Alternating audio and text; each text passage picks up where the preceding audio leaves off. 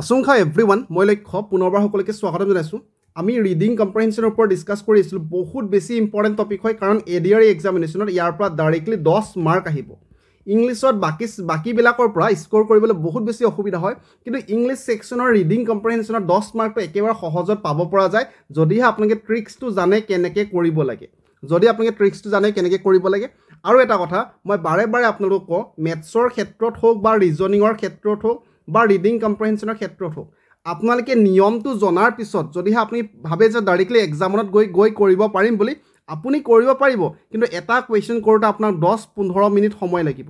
কিন্তু এক্সামত এটা প্ৰশ্নৰ কাৰণে 10-15 মিনিট সময় আপুনি দিব নোৱাৰে, আপুনি গোটেইখিনি কুৱেশ্যন কৰিব নোৱাৰিব। সেইটো কাৰণে আপুনি প্ৰেক্টিছ কৰিবই লাগিব।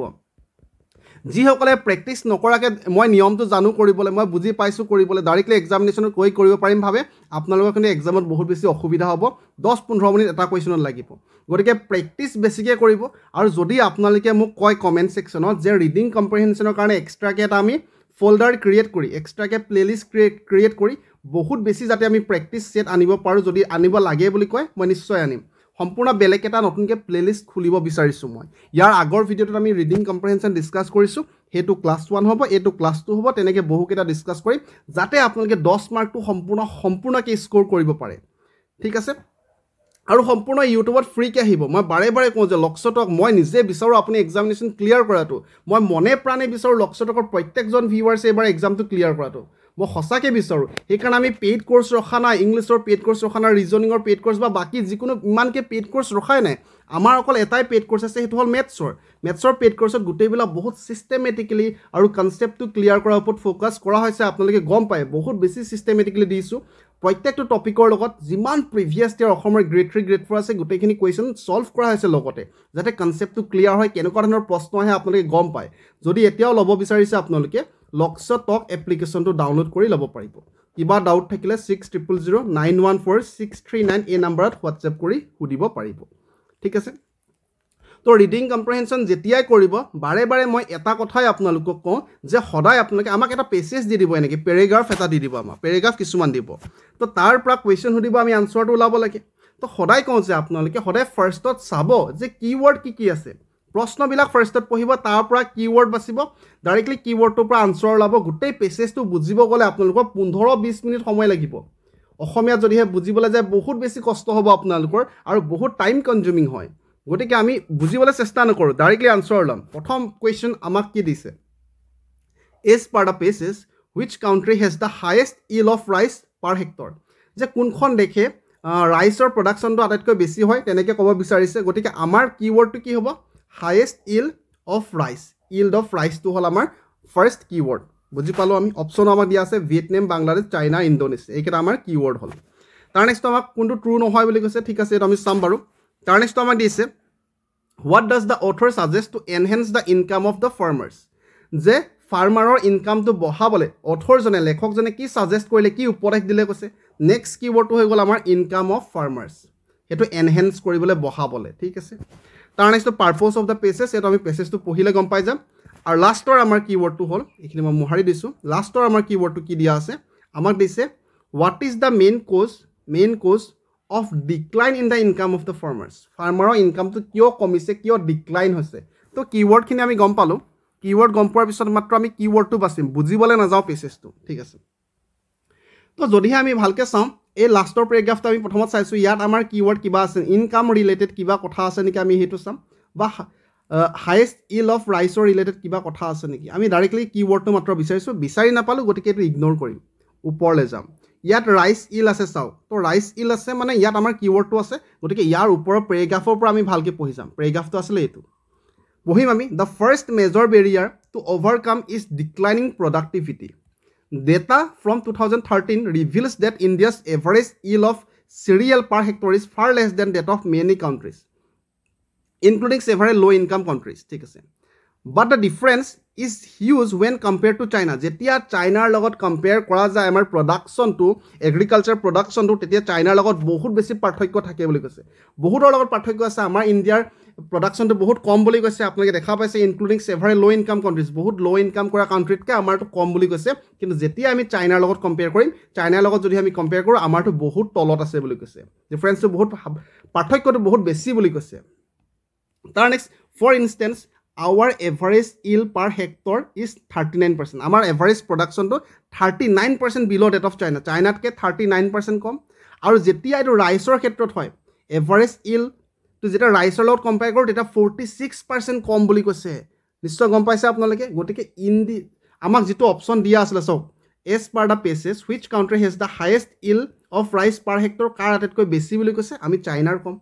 Karon sposto ke amak koise amar India ইলটো বহুত কম প্ৰডাকশ্যনটো বহুত কম বুলি কৈছে আৰু যেতিয়া হেতু চাইনাৰ লগত কম্পেয়াৰ কৰো আমি তেতিয়া পাৰ্থক্যটো বহুত বেছি হৈ যায় ইণ্ডিয়া যেহেতু বহুত তলত আছে পাৰ্থক্য কেতিয়া বহুত বেছি হ'ব যেতিয়া চাইনা বহুত ওপৰত থাকিব গতিকে কাৰ আটাইতকৈ হাইয়েষ্ট ইল অফ ৰাইচ আছে আমি কম চাইনাৰ আছে ঠিক আছে বা প্ৰেগ্ৰাফটো পঢ়িলে আমাৰ স্পষ্টকৈ ওলাই যায় তাৰ নেক্সট আমাৰ কম্পেয়াৰ কৰিছে ইভেন বাংলাদেশ ভিয়েটনাম আৰু Indonesia fare better than India যিকেইটা অপশ্যন বাকী আছিল আমাৰ ওচৰত কি অপশ্যন আছিলে ভিয়েটনাম বাংলাদেশ আৰু ইণ্ডোনেছিয়া তাহাঁতৰ প্ৰডাকশ্যনটো আমাৰ ইণ্ডিয়াতকৈ বেছি হয় বুলি কৈছে বেছিটো কৈছে কিন্তু আটাইতকৈ বেছি কাৰ লগত হয় চাইনাৰ লগত হয় গতিকে তলত দিয়াখিনিৰ ভিতৰত চাইনা এটাতকৈ হাইয়েষ্ট ইল অফ ৰাইচ আছে এইটো বুজি পালোঁ একেবাৰে সহজত ওলালে আমাৰ তাৰ নেক্সট আমি যাম তাৰ নেক্সট অপশ্যনটো আমি কৰিব পাৰিম নেকি চাম যিহেতু ইয়াতো ৰাইচ ইলৰ কথা আছে তো বাকীবিলাক মই নাচাওঁ প্ৰথমত যিহেতু which statement is not true কোনটো ট্ৰু নহয় বুলি কৈছে যিহেতু আমাক হাইয়েষ্ট ইলৰ ৰাইচ ইলৰ কথা আছে গতিকে মই এইটো ফাৰ্ষ্টত চাম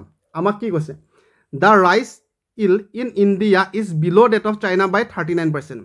যে ৰাইচ প্ৰডাকশ্যনৰ ক্ষেত্ৰত ইণ্ডিয়াই চাইনাতকৈ 39% কম বুলি কৈছে তো আমি চাম এতিয়া আমাক সেইটো ক'লে নেকি আমি এই মাত্ৰ পাইছিলোঁ মই সেইকাৰণে সেইটো একেবাৰে ক্লিয়াৰ কৰিছোঁ আমাক ইয়াত কৈছে চাওক for instance our average yield per hectare is 39% below that of China.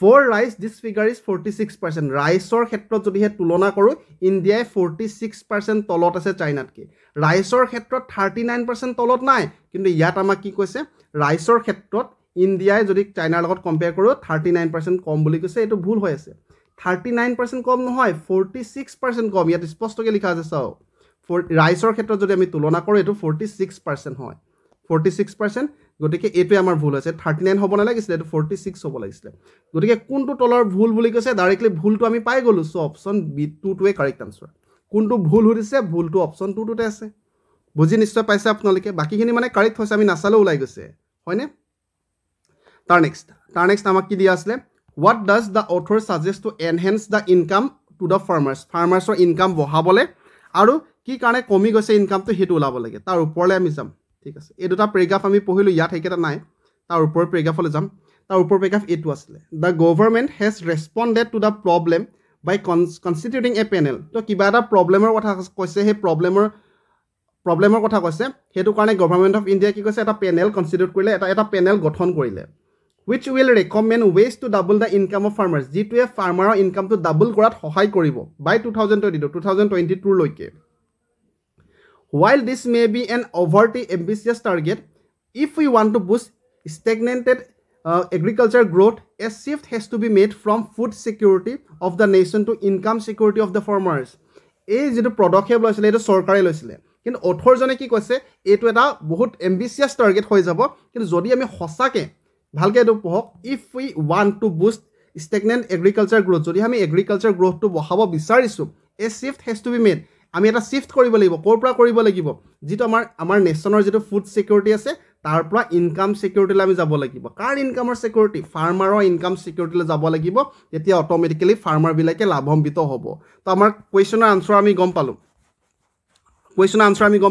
ইয়াত চাও আমাক কি কৈছিলে ইয়াত what does the author suggest to enhance the income of the farmers ফাৰ্মাৰৰ ইনকাম বঢ়াবলৈ কি কৰিব লাগে ইয়াত স্পষ্টকৈ আমি কৰিব লাগিব যে এই পেনেল কনসিডাৰ কৰাটো চৰকাৰৰহে আছিলে এটো অথৰজনৰ নহয় এটো যদি চৰকাৰৰ বুলি সুধিলে আমি এটো কাৰেক্ট কৰিলো হয় কিন্তু অথৰজনে কি সাজেষ্ট কৰিছে to provide income security to the ফাৰ্মাৰ্ছৰ ইনকাম সিকিউৰিটিটো তেখেতে সাজেষ্ট কৰিছে ফুড সিকিউৰিটি কথা কোৱা নাই তেখেতে কৈছে income security of the farmers বা টু দা ফাৰ্মাৰ্ছ ঠিক ক্লিয়াৰ আছে আমি বুজি পালে একেবাৰে সহজত আমাৰ আনসাৰ ওলালে হয়নে প্ৰথমটো আনসাৰ ওলালে আমাৰ সেকেন্ডটো আনসাৰ ওলালে আমাৰ 3 নম্বৰটো আনসাৰ ওলালে আমাৰ তো আমাৰ ওচৰত আছে পেছেজটোৰ উদ্দেশ্য কি হয় এটা আমি ফাৰ্স্ট প্যাৰাগ্ৰাফটো পঢ়িলে মানে গম পাম যে পেছেজৰ উদ্দেশ্য কি হয় আৰু লাষ্টটো আছে আমাৰ যে ফাৰ্মাৰৰ ইনকামটো কিয় ডিক্লাইন হৈ গৈছে কিয় কমি গৈছে ফাৰ্মাৰ খেতিয়কৰ ইনকাম কিয় কমি গৈছে ওকে এডোখৰলৈকে আমি পঢ়িলো তো এডোখৰ আমি চাম এতিয়া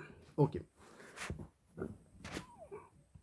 আমাক কি কৈছে The Green Revolution, which is often characterized by the introduction of high-yielding variety of seeds and fertilizers, undoubtedly increased the productivity of land considerably, but the growth in the productivity has been stagnant in recent years.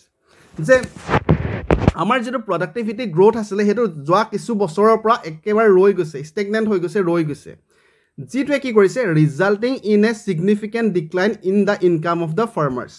যিটোৱে ফাৰ্মাৰৰ ইনকামটো একেবাৰে কমাই দিছে decline কৰি দিছে তো আমাৰ এটোৱে কিৱৰ্ড আছিল আমাৰ কিৱৰ্ড কি আছিল আমাৰ কিৱৰ্ড আছিল decline in the income of farmers এটো আছিল এটো কিহৰ কাৰণে হৈছে বুলি কৈছে এই গ্ৰোথটো প্ৰডাক্টিভিটি গ্ৰোথটো ৰৈ যোৱাৰ কাৰণে হৈছে প্ৰডাক্টিভিটি গ্ৰোথটো ৰৈ যোৱাৰ কাৰণে ফাৰ্মাৰৰ ইনকামটো কমি গৈছে বুলি কৈছে তো হেতু হ'ব আমাৰ কাৰেক্ট আনসাৰ আমাক ইয়াত স্পষ্টকৈ কৈছিলে what is the main cause ফাৰ্মাৰৰ ইনকাম কিয় কমিছে আমি কি বুলি কম যে decline in agriculture production agriculture প্ৰডাকশ্যনটো কম হোৱাৰ কাৰণে ফাৰ্মাৰৰ ইনকামটো কমি গৈছে এটো কথা স্পষ্টকৈ লাইনটোত কৈছে এতিয়া আমি পঢ়া লাইনটো আকৌ এবাৰ মই আপোনালোকক দেখাই দিব বিচাৰিছো কোনটো আছিল এটো আছিল লাইনটো চাওক আমাক স্পষ্টকৈ কৈছে but the growth in the productivity has been stagnant যোনটো আমাৰ প্ৰডাক্টিভিটি আছিল গ্ৰোথৰ প্ৰডাক্টিভিটিটো ৰৈ গৈছে এগ্ৰিকালচাৰ বিভাগত আৰু হেতু কাৰণে কি হৈছে আমাৰ significant decline in the income of farmersৰ ইনকামটো কমি গৈছে কাৰেক্ট আনসাৰ ওলালে Last question. আশা কৰিছো পাৰিছে আপোনালোকে কৰিবলে তাৰ নেক্সট কোৱেশ্চন মই কেটামান প্ৰেক্টিস পিডিএফ দিম চিন্তা কৰিব নালাগে কেটামান প্ৰেক্টিস পিডিএফ আমাৰ টেলিগ্ৰাম চেনেল যেটো আছে সম্পূৰ্ণ ফ্ৰী কে দিয়া হৈছে টেলিগ্ৰামটো আপোনালোকে জয়েন হ'ব পাৰিব যেটো টেলিগ্ৰামৰ লক্ষ্য টক চেনেল আছে আপোনালোকে জয়েন হৈ ল'ব তাত মই কেটামান পিডিএফ দিম প্ৰেক্টিসৰ কাৰণে The purpose of this passage is to এই পেছেজটো পাৰপসটো কি হয় উদ্দেশ্যটো কি হয় হেতু আমি ফাৰ্স্ট প্যাৰাগ্ৰাফটো পঢ়িম এতিয়া ওকে এডোখৰলৈকে আমি পঢ়িয়ে থৈছো অলৰেডি আমাক কৈছে the stark observation made in the economy survey of 2015-16 state that Indian agriculture is in a way a victim of its own past success especially the green revolution তো আমি focus code কৰি আছে সব green revolutionত focus কৰি আছে shows that the dark reality of the agriculture sector at present and the havoc that has been wreaked by the green revolution তো green ৰিভলিউচনৰ ক্ষেত্ৰত আমি ভালৰ কাৰণে যেটো গ্ৰীণ ৰিভলিউচন আনিছে তাৰ কিন্তু কিছুমান ডাইৰেক্ট ৰিয়েলিটি আছে তাৰ কিছুমান কনসিকুৱেন্সেস আছে তাৰ কিছুমান ফল আছে তো হেইবিলাকৰ ওপৰত ফোকাস কৰা হৈছে গতিকে সদায় আমি পেছেজৰ উদ্দেশ্যটো আমি ফাৰ্স্ট প্যাৰাগ্ৰাফটোতে গম পাওঁ সাধাৰণতে যদি আমি গম নাপাওঁ নেক্সটলৈ যাম কিন্তু মেইনকে ফোকাস কৰা হৈছে গ্ৰীণ ৰিভলিউচনৰ কথা গ্ৰীণ ৰিভলিউচনে কিছুমান আমাৰ ভাল হৈছে যাৰ কাৰণে ভেৰাইটি অফ সিড দিছে আমাক ফাৰ্টিলাইজাৰ দিছে যেটো আমাৰ মাটিৰ উৰ্বৰতাটো বঢ়াইছে কিন্তু এট দা সেম টাইম হেতু আমাক কিছুমান কনসিকুৱেন্স তাৰ ফলাফল কিমান ডাইৰেক্ট ৰিয়েলিটিও আছে হেইটো আমাক শো কৰিছে গতিকে মেইন ইয়াত ফোকাস কৰা আছে গ্ৰীণ ৰিভলিউচনক গতিকে আমাৰ ইয়াত অপচন আছিল নেকি তেনেকুৱা যে the purpose of this passage এই পেছেজটো উদ্দেশ্য কি হয় ইয়াত গ্ৰীণ ৰিভলিউচনৰ কনসিকুৱেন্সৰ কথা পতা হৈছে বুলি কম সো অপচন বি টো আমাৰ কাৰেক্ট আনসাৰ অপচন বি টো আমাৰ কাৰেক্ট আনসাৰ আশা কৰিছো সম্পূৰ্ণ আপোনালোকে বুজি পাইছে কিবা কনফিউজন থাকিলে এবাৰ ৰিপিট কৰি চাওক মেইন কথা সদায় কিৱৰ্ড চাওক প্যাৰাগ্ৰাফত কিৱৰ্ডটো বিচাৰক আৰু আনসাৰ লওক একেবাৰে সহজত কৰিব পাৰিব ডাইৰেক্টলি বুজিব গলে বহুত বেছি টাইম কনজিউমিং হ'ব আশা কৰিছো বুজি পাইছে একেবাৰে ছুটি ভিডিও হয় যদিহে লাগে বুলি কয় আৰু আমি আৰু ডিসকাস কৰিম চিন্তা কৰিব নালাগে বাকি বহুত বেছি শুভেচ্ছা জ্ঞাপন কৰিছো ধন্যবাদ